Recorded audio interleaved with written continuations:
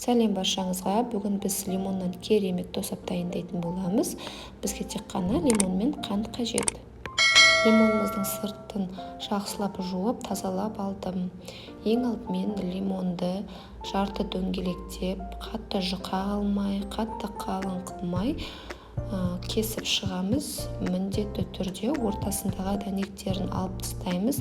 Бірде-бір дәнек ішіне кетіп қалмау керек, себебі ол біздің тосабымызды қышқылтандырып, ашқылтым етіп жібереді.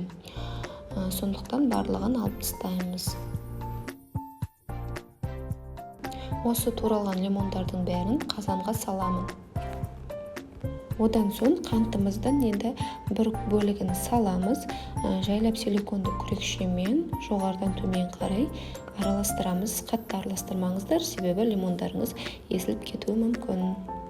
Кейін қантымыздың екінші бөлігін салып, сәл араластырамыз.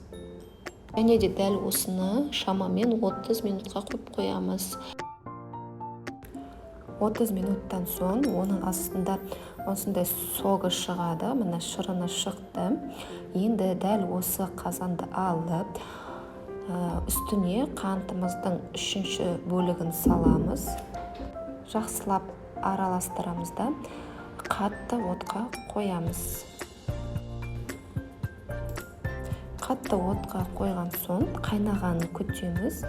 Міндетті түрде қайнау керек, кішкене араластырып қойсаңыздар болады. Қайнағаннан кейін барып, қанттың төртінші бөлігін саламыз.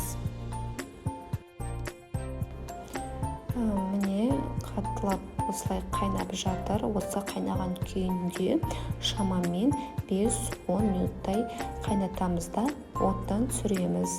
Кішкене суытып, дайын банкаларымызға құямыз. Дәл осы тәсілмен жасап көрсеңіздер, сіздерге ұнайды деген сенімдемін. Түсі де керемет болып шықты. Барлықтарыңызға ас болсын. Егер рецепт ұнаса, лайк басып, комментарий жазып, подписка бөліміне тіркеліп кетіңіздер.